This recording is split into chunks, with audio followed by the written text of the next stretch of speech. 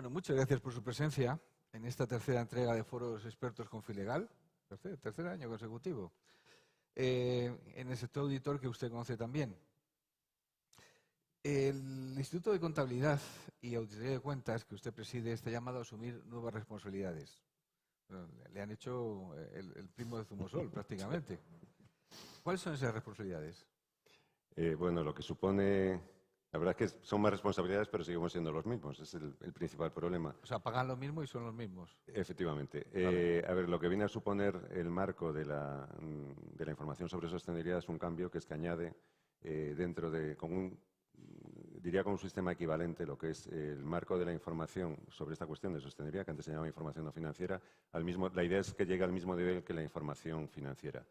Y para ello lo que se establece, a través de lo que fue la Directiva de Información sobre Sostenibilidad, es una regulación específica, en el caso del ámbito europeo, para la información sobre sostenibilidad, única, que son lo que se conocen como las normas europeas de información sobre sostenibilidad NEIS, que se aprueban en forma de actos delegados. El primer bloque de actos delegados se aprobó en el año 2023, que sería el marco que tienen que utilizar las empresas para adoptar esa información. Y en ese ámbito, el ICAC no es regulador nacional porque no existen los reguladores nacionales, pero el ICAC es miembro del EFRAG, que es el órgano asesor de la Comisión Europea en relación con la elaboración de las normas de sostenibilidad. Estamos presentes tanto en el Comité de Sostenibilidad, en el Consejo de Sostenibilidad, que es el último órgano técnico donde se aprueban las normas, con el Consejo de Administración. Yo soy miembro del Consejo de Administración del EFRAG, con lo cual participamos indirectamente en la parte de elaboración de las normas. Y la segunda pata, en relación con la información sobre sostenibilidad, es que la directiva lo que pretende es un nivel de verificación similar al de auditoría de cuentas. Y para eso se establece que el marco de verificación de la información sobre sostenibilidad es paralelo al de auditoría de cuentas y, en principio, establecía la directiva que quienes llevan a cabo esa verificación pueden ser los auditores o, a opción de los distintos países, verificadores. Y para eso, pues, al establecer un sistema paralelo, lo que se establece es que cada país tiene que tener un supervisor y regulador, en este caso sí, para el marco de las normas de verificación de la información sobre sostenibilidad, que lleva a cabo esa verificación, que será el supervisor de los auditores de cuentas y, por tanto, lógicamente, en el caso de España, la supervisión de la actividad de verificación de la sostenibilidad le corresponde al ICAC en tanto que supervisor de la actividad de auditoría de cuentas. En este reforzamiento, justamente el ICAC, su registro actual de auditores de cuentas va a pasar a llamarse Registro Oficial de Auditores de Cuentas y de Verificadores de Información sobre Sostenibilidad. Lo que vamos a hacer es crear un doble registro. Teníamos lo que era conocido antes como el ROA, que estaban registrados todos los auditores de cuentas, personas físicas y personas jurídicas, y ahora lo que se crea es el registro de los verificadores, en el que se integran. La directiva establece un régimen transitorio, y así también se recoge en el proyecto de ley, que se van a integrar inicialmente en ese registro los auditores que estén inscritos como ejercientes, si así lo solicitan, podrán inscribirse como verificadores, es decir, van a estar en los dos registros, y por otra parte los verificadores que cumplan también los requisitos de inscripción en ENAC, que es la entidad nacional autorizada para la entidad nacional de supervisión de los verificadores, no de supervisión, de registro de los verificadores, también se van a integrar, si así lo solicitan, en este registro, y luego, a partir de ahí, una vez que pase este periodo transitorio, todo el proceso de inscripción será paralelo o similar al de los auditores, es decir, cumplimiento de requisitos de formación teórica, cumplimiento de requisitos de formación práctica y superación de un examen de aptitud profesional. Lo que pasaremos a hacer, no sé en qué año, supongo que el primer año podría ser en el año 2027, es 2 exámenes de aptitud profesional, el de los auditores y el de los verificadores. Y así podrán incorporarse al registro para ejercer la actividad de verificación. Las empresas jamás antes han tenido este nivel de control que van a tener a partir de ahora. Esto es lo que cambia, es decir, yo creo que el elemento clave de la directiva y del proyecto de ley es convertir lo que era hasta ahora la información sobre estas cuestiones que has mencionado, cuestiones medioambientales, sociales y de gobernanza, que pasen de ser una especie de ejercicio de marketing, como si dijéramos verde, a que sea una información regulada, lo que supone que para las empresas, por una parte, es más obligación, pero por otra parte, facilita en el sentido de que se normaliza de lo que tengo que informar y se normaliza que eso se me va a verificar. No puedo decir lo que quiero decir, tengo que decir lo que debo decir de acuerdo con unas normas y además me verifican que lo que estoy diciendo concuerda con la realidad de esa empresa. Yo creo que eso es clave para las empresas, por una parte, porque da cierta, diría confort, porque hay unas normas para informar sobre las cuestiones de las materias de sostenibilidad. Por otra parte, sus competidores tienen que informar en los mismos términos y, por otra parte, para el usuario de la información estamos en las mismas. Todos somos conscientes de que a día de hoy mucha de la información que se da sobre estas cuestiones tiene más que ver con publicidad de las empresas a veces que con una realidad de las me empresas. está diciendo que van a acabar con el ecopostureo y el greenwashing. Efectivamente, el objetivo es intentar, el objetivo de la norma, lo que hay detrás de la directiva, lógicamente, es intentar que lo que se informe sobre estas cuestiones en las cuentas anuales sea porque esto ya sabéis que la información va incluida en el informe de gestión, es un informe dentro del informe de gestión, se corresponda con la realidad. Otra cosa es que en sus campañas de marketing puedan hacer otras cuestiones y eso ya creo que hay una directiva sobre estas cuestiones que está, por suerte, fuera del ámbito del ICAT. Esto le va a costar a las empresas un pastizal. Esto supone... Porque hasta ahora, vamos a ver, el mercado de los auditores vamos a cerca de los 900 millones de euros al año. Si estamos introduciendo este elemento, puede doblarse justamente el costo.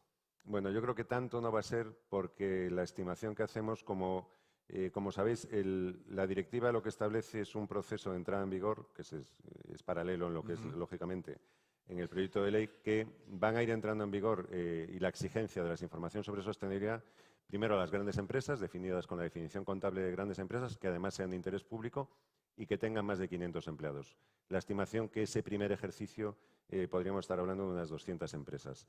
Después entrarían el resto de grandes empresas, que más o menos podemos estimar que en España, teniendo en cuenta grandes empresas y grupos, la cifra máxima iría en el entorno de las 5.000, pero con una salvedad, que es que los grupos, las empresas están exentas de informar si su información está incluida en el informe, como si dijéramos, consolidado sobre esta cuestión. Con lo cual, podemos pensar que en el entorno de 4.000 empresas más pasarían a ese segundo escalón y el tercero, como mencionabas previamente, es el de las pequeñas y medianas empresas cotizadas, que en el caso de España no superan la decena de empresas y además las que entran dentro de ese concepto, la mayoría son empresas que están en una situación de concurso de acreedores. Insisto, cuando hablamos de cotizadas, que es el término que utilizamos, son emisoras en la práctica. Es decir, cualquiera que haya emitido o emita valores que se negocien en un mercado regulado entraría en ese grupo del tercer escalón. ¿Qué pasa? Un elemento importante, y antes lo estamos comentando, es que uno de los conceptos fundamentales que hay dentro de lo que es este marco de información es que todas las empresas obligadas están también obligadas a informar sobre lo que se llama su cadena de valor. Es decir, todas las empresas que están relacionadas con ellas y que influyen, tanto en la producción como después como clientes, deberían informar sobre eso. Entonces, tienen que captar información sobre la cadena de valor. Eso indirectamente puede llevar a que pidan información a pequeñas y medianas empresas sobre estas cuestiones de sostenibilidad y bien, esas pequeñas y medianas empresas se vean indirectamente obligados a hacer un informe sobre sostenibilidad con este marco de la información sobre sostenibilidad y una verificación dentro del marco regulado de la verificación o que se le pida a través de cuestionarios. En el caso de las pequeñas y medianas empresas, también no obligadas como cotizadas, aclararía una cuestión. En el EFRAC se está trabajando y se va a aprobar en el futuro, aprobar ya diría después, ahora luego comento cómo es la norma, una norma para pequeñas y medianas empresas no cotizadas, que va a ser de carácter voluntario. Busca precisamente facilitar la posible exigencia de información a estas pequeñas y medianas empresas por terceros o la propia voluntad de estas pequeñas y medianas empresas de informar sobre estas cuestiones. Se va a tratar de una norma que va a emitir el EFRAC y no se sabe si la aprobará o no como acto delegado porque, como mencionaba antes, las normas obligatorias se aprueban como acto delegado y al ser voluntario dependerá de la voluntad de la propia Comisión Europea de si lo hace como una norma de tipo recomendación o deja que los países decidamos qué hacemos con esa norma voluntaria para pymes. La directiva y la ley exigen un enfoque de doble materialidad de la información. Explíqueme qué es la doble materialidad. Pues esto es una de las grandes novedades de la norma y de las grandes complejidades. Lo que en la práctica se viene a decir a través del concepto de doble materialidad es que una empresa tiene que informar de todo lo que le afecte internamente, que sería como si dijéramos la materialidad financiera, es decir, tiene que estimar cómo estas cuestiones de sostenibilidad te impactan internamente y todo lo que impacta hacia afuera, que es lo que se llama, sería la materialidad de impacto que se llama, que es cómo impacto en la sociedad como empresa hacia afuera. Esto es un concepto que en términos, como si dijéramos, que suena muy bien, pero que gestionarlo para una empresa es especialmente complicado. Aquí está uno de los elementos clave y sobre los que han seguido sacando guías. Por ejemplo, el EFRAG, a efectos de que se entienda qué es la doble materialidad, publicó una guía y sobre esto también señalaría, el EFRAG va continuamente sacando guías o preguntas y respuestas que intentan dar cierto confort a las empresas y sobre todo saber cómo por dónde tienen que ir en su camino. Y en el ICAC lo que hacemos es traducir y publicar todas estas guías para que todas las empresas y usuarios de la información en España puedan tener conocimiento de por dónde va todo esto. Pero es verdad que es un tema especialmente complejo y la complejidad viene, y ahí está el gran problema o la gran cuestión para este primer año, porque a día de hoy no tenemos con qué comparar. Es decir, el primer año de información sobre las cuestiones de sostenibilidad, todas las empresas se encuentran en una situación de cierta incertidumbre porque no sabe lo que va a hacer su competidor. Una medida que vayamos entrando en lo que es la aplicación del marco de información sobre sostenibilidad, todos se van situando. Ya puede ver, pues un Telefónica puede ver lo que está haciendo France Telecom o pueden ir viendo y pueden saber cómo, si estoy informando de manera adecuada, si me estoy pasando la información, si me estoy quedando corto. Todas estas cuestiones se irán resolviendo con la aplicación práctica de la normativa. O sea, para tener las cosas claras, el control financiero y el control de sostenibilidad y demás tiene dos objetivos: luchar contra la posible corrupción y el fraude y contra el compostureo y el greenwashing. O sea, vuelven las empresas a tener el temor de Dios encima. Bueno, se puede ver desde esa parte. La otra parte es que el usuario de la información, la ventaja que puede tener es que sabe que puede exigir, sabe de lo que tienen que informar y sabe que si no informan bien o si el que les verifica esa información no lo está haciendo bien, hay un régimen que asegura pues el cumplimiento o las medidas que tienen que adoptarse contra ese incumplimiento. La clave, en el fondo, es un poco lo que estás diciendo tú respecto al postureo.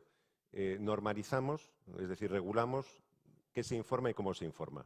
Esto es reporting, esto no es esto no obliga, hay un componente que quizá luego lo comentemos en la entrevista, hay un componente de la directiva que sí que va en cambio de actitud de las empresas, pero esto no deja de ser reporting, es decir, yo tengo que informar de lo que hago.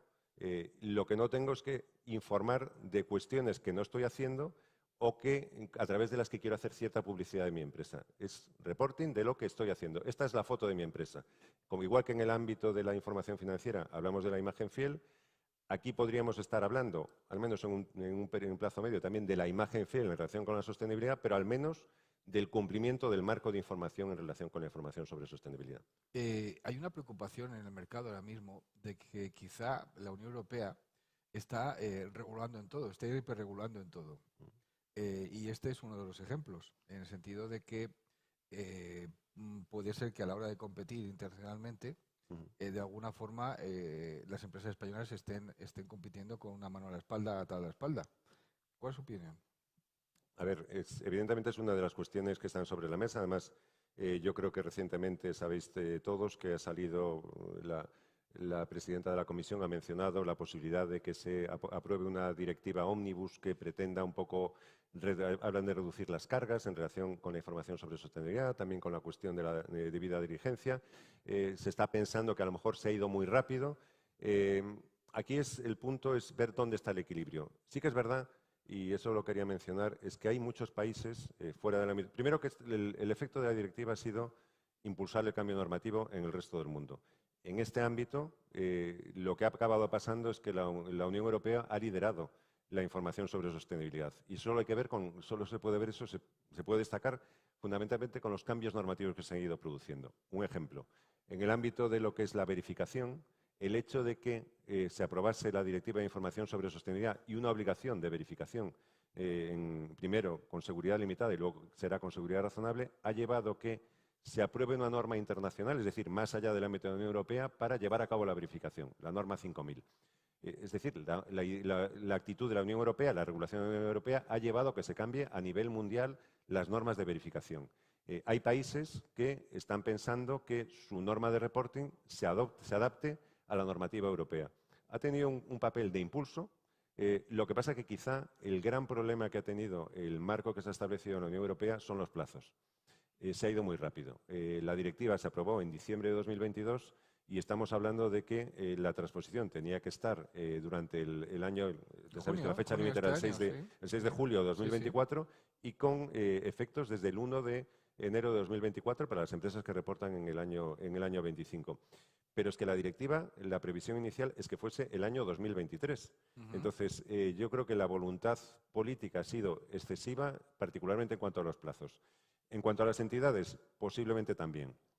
Es decir, cuando hablamos de las grandes empresas, parece que las exigencias pueden ser asumibles. Una empresa que tenga 8.000 empleados, 10.000 o 20.000 empleados puede ser capaz de gestionar, evidentemente entendiendo las dificultades que supone esto, un mecanismo de reporte y todos los mecanismos de control interno relacionados con el reporte para todas estas cuestiones. Pero cuando hablamos de grandes empresas, de definición de grandes empresas, hablamos de empresas que tienen más de 250 empleados. Una empresa con 250 empleados o 300 empleados, su departamento de reporte, departamento contable, quizá lo forman 5 personas. Pasas a tener que analizar y reportar una serie de cuestiones que no conoces y que a lo mejor te desbordan. Entonces, el elemento clave puede ser, 1, los plazos, que han sido excesivos, 2, una exigencia quizá excesiva para lo que se conoce como grandes empresas, pero realmente no son tan grandes empresas. En ese equilibrio, igual que en el caso de las pymes cotizadas, aunque es una cosa que en el caso de España su impacto es muy limitado, en ese punto es donde se puede encontrar la necesidad de adaptación. Las llamadas grandes empresas, que no son tan grandes empresas, y ver qué se hace con el caso de las empresas cotizadas. Ya sabe lo que se dice, ¿no? Que Estados Unidos innova, China copia y Europa regula. Ese es el gran riesgo. Lo que pasa que yo voy por la parte, supongo que es que me toca defender estas cuestiones. Pues sí. Europa es el gran mercado para muchos de ellos y para vender sus productos aquí, en muchas de estas cuestiones no les queda más remedio que adaptarse. La norma, la directiva prevé que las empresas de terceros países que tengan un volumen de negocio superior a 150 millones en el ámbito de la Unión Europea tienen que reportar sobre estas cuestiones. Es decir, estamos estableciendo determinadas cuestiones para las empresas de terceros países para poder vender sus productos en la Unión Europea. Y eso es un poco lo que mencionaba previamente, que también está impulsando el cambio normativo en estos terceros países. Yo creo que habrá que ir viendo cómo va evolucionando esto en los años sucesivos. Insisto, el verdadero problema es haber sido todo, que se haya establecido todo en un plazo tan corto, para ir viendo también cómo va influyendo en el resto de los grandes países. Yo creo que con el caso de China, sobre todo, sí que pasa que China tiene otra cosa, que muy rápidamente se adapta a lo que hacen el resto de los países, incluido en lo normativo, porque son especialmente competitivos. Y si ven que les hace falta eso, lo harán para poder seguir compitiendo. Hay una cosa que preocupa bastante y es el impacto, y es la pregunta a la autoridad, al regulador, el impacto que va a tener la coexistencia de disposiciones transitorias de las normas europeas de información en materia de sostenibilidad con los requisitos específicos de la ley que usted conoce muy bien, que es la 11/2018, en la preparación de los informes de sostenibilidad. Eso es una de las cuestiones que me han planteado bastantes personas y me gustaría que lo aclarara. Ya, a mí también me la plantean mucho y no tengo tampoco una solución perfecta para eso. Sí, la ley de sostenibilidad, el proyecto de ley de sostenibilidad prevé un plazo de entrada en vigor, como he mencionado, escalonado, y a medida que tú entras en el marco de información sobre sostenibilidad, sales de la información no financiera. Es decir, coexisten durante varios años la Ley 11 y la futura Ley de Información sobre Sostenibilidad. El gran problema que se plantea es el año 2024 con reporte en el año 2025. Si la norma hubiese entrado en vigor dentro del plazo de transposición, ese problema no lo tendríamos y las empresas que tienen que reportar, lo que mencionaba, es en torno de unas 200 empresas que tienen que reportar e incluir en su información financiera del año 2024 durante el primer trimestre la información sobre sostenibilidad, reportarían sobre la información sobre sostenibilidad aplicando el marco regulatorio y no habría problema. ¿Cuál es la cuestión? La ley, como bien has mencionado, se remitió a las Cortes el pasado 29 de octubre, pero en este momento se encuentra abierto todavía el plazo de enmiendas, que creo que se ha ampliado hasta el mes de febrero, con lo cual la ley no se va a aprobar hasta bien entrado el año 2025. La cuestión es qué pasa con estas empresas. La realidad es que lo que está en vigor a 31 de diciembre de 2024 es la Ley 11/2018, con lo cual lo que tienen que aplicar es la Ley 11/2018. Pensando en esta contingencia, el ICAC y la CNMV trabajamos juntos para sacar, y sacamos una nota dando cierta orientación, porque no podemos hacer otra cosa, porque el marco es el de la Ley 11, sobre qué deberían hacer las empresas en nuestra opinión. Y la idea para las empresas, lógicamente, las que están obligadas durante el año 2024, que lo que sería recomendable es que aplicasen el marco de información sobre sostenibilidad para la información no financiera e hiciesen los ajustes que hay de que no concuerdan totalmente los dos marcos. Sobre esto diría que la propia Ley de Información No Financiera contemplaba que la Ley de Información No Financiera tenía una cuestión, es que dejaba libertad a las empresas para elegir qué marco de información empleaban. Y contemplaba en su exposición de motivos que si se aprobase un marco europeo, pues podrían emplear ese marco europeo. Bueno, ese marco europeo existe, que es el acto delegado que se aprobó en el año 2023 para todo lo que son las normas generales de información sobre sostenibilidad, y lo que recomendamos es que se reporte sobre en base a la Ley 11 de 2018 con el marco de las normas europeas de información sobre sostenibilidad. Y además se incluyan aquellas otras cuestiones que contemplaba la Ley 11 y que no se contemplan exactamente en los mismos términos en la Ley de Información en la Ley de Información sobre sostenibilidad. Sí. Es decir, encajar los dos marcos es nuestra recomendación. Y el otro elemento que incluía la Ley de 11 de 2018 era una verificación. El problema que tenía la Ley 11 de 2018 es que establecía que la información no financiera se verificaría, pero no había un marco regulado de verificación. De esto se nos preguntó mucho durante todo este tiempo y nosotros no somos supervisores de los que hacen la verificación de información no financiera con la Ley 11 de 2018. De hecho, nadie supervisa eso y nadie regula dónde tienen que estar inscritos o quién puede hacer esa actividad. Nosotros lo que hemos dicho en relación con esa verificación es otra recomendación.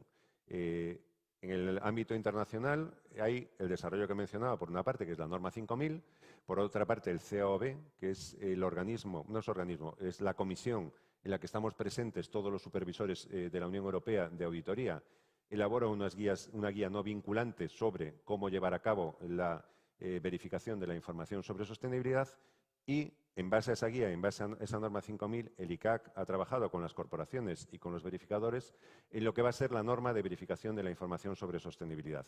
Norma que hasta que no esté aprobada la ley no podemos aprobarla como norma, pero lo vamos a convertir, lo convertimos en una guía antes de final de año que también sirva de orientación para, con todo ese marco, quien vaya a hacer esa verificación de esta nueva información no financiera, quizá con las NEIs, haga esa verificación de forma más consistente. Eso es lo que buscamos.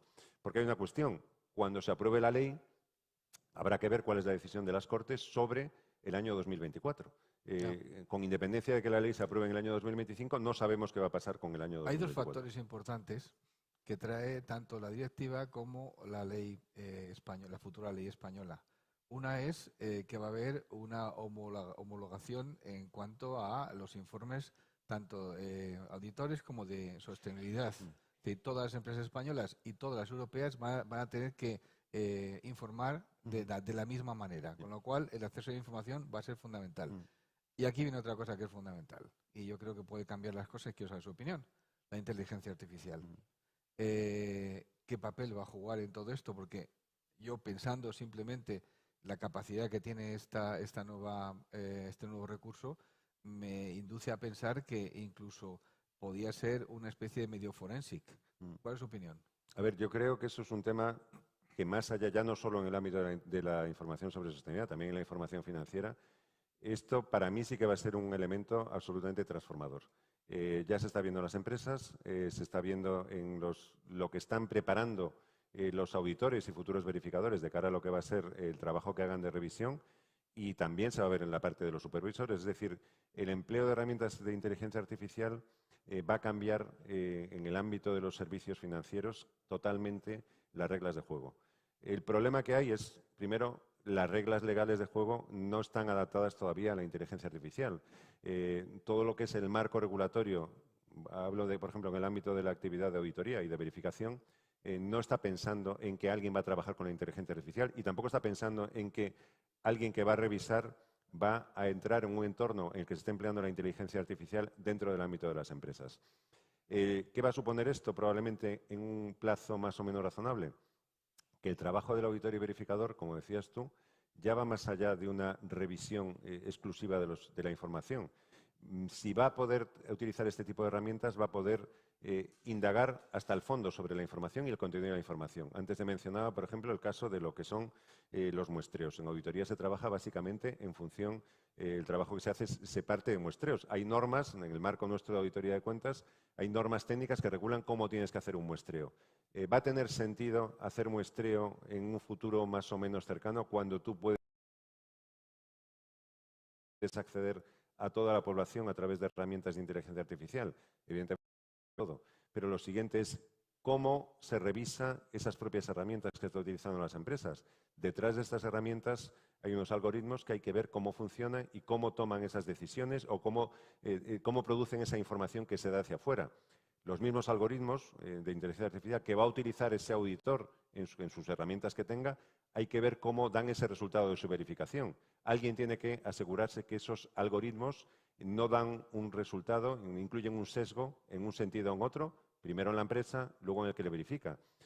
Y luego, en tercer término, en el supervisor. Si el propio supervisor, a la hora de hacer sus actuaciones utilizando la inteligencia artificial, las herramientas que pueda tener, también tiene cierto sesgo en favor o en contra de las decisiones que toma o una empresa o un verificador o un auditor sobre estas cuestiones.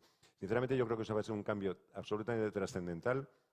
La clave, desde el punto de vista de la seguridad para todos, es cómo establecemos un marco idóneo para todo esto.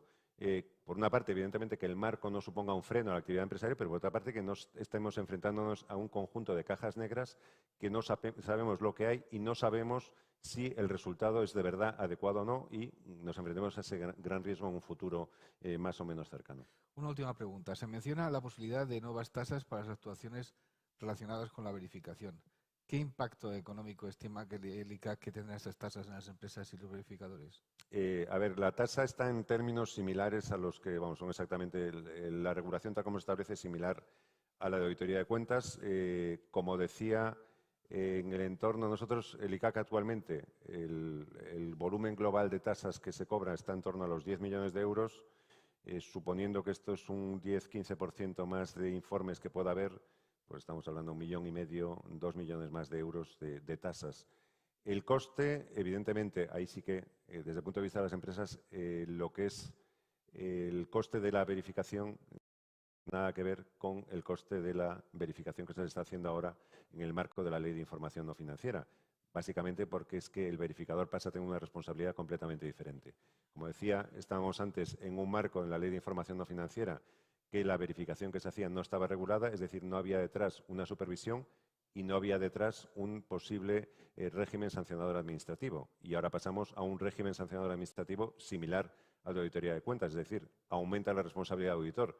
Y luego vamos al nivel, al ámbito de otro tipo de responsabilidad penal. Lógicamente cambia todo cuando pasamos a un marco absolutamente regulado de cómo se ejerce la actividad. Primero, en el ámbito de la empresa, lógicamente, que está todo regulado y se establece un sistema de responsabilidad del Consejo de Administración en relación con el control interno vinculado a la información sobre sostenibilidad y el control sobre la actividad del auditor de cuentas. Pero luego en el propio auditor de cuentas, en el cumplimiento o no del marco legal que tiene que hacer para opinar sobre esa información. Ahí vendrá el mayor coste porque, lógicamente, a más responsabilidad, más trabajo, no queda más remedio que hacer más trabajo por parte de los verificadores y, al haber más trabajo y más responsabilidad, lógicamente el importe de los honorarios de los encargos tiene que ser sustancialmente más grande que el que está teniendo a día de hoy con la Ley de Información No Financiera. ¿Me olvidado algo importante que le gustaría haber explicado o no?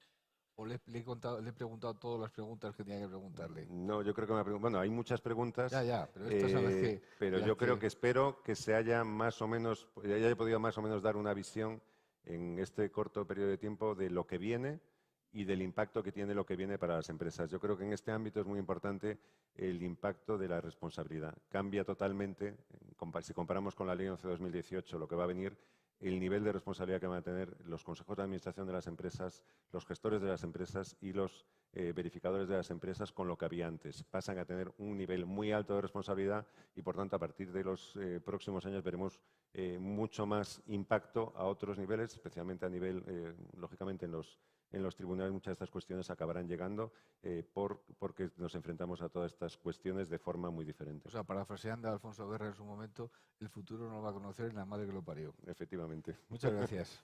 Gracias.